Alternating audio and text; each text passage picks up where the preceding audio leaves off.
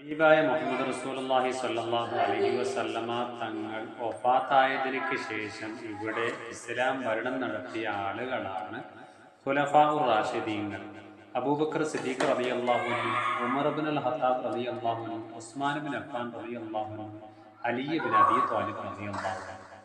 ലോകം അറിയപ്പെട്ട ഭരണങ്ങളായിരുന്നു 4 ഖലീഫമാർ ഭരണം നടത്തിയിരിക്കുന്നത്.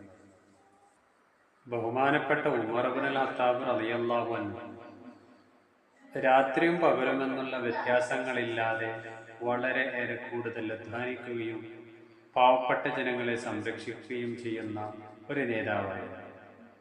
എവിടെയെങ്കിലും രോഗികളായി കഴിയുന്ന ആളുകളെ തെരഞ്ഞു നടക്കുകയും ഭക്ഷണമില്ലാതെ വിഷമിച്ചു കിടക്കുന്നതായ ആൾക്കാരെ തെരഞ്ഞു നടന്നുകൊണ്ട് അവർക്ക് ആവശ്യമായ ഭക്ഷണ സൗകര്യങ്ങൾ ചെയ്തു കൊടുക്കുന്ന ഒരു സ്വഭാവ രീതി ഉമർ ഇബ്നുൽ ഖത്താബ് റളിയല്ലാഹു അൻഹു ഉണ്ടായിരുന്നു.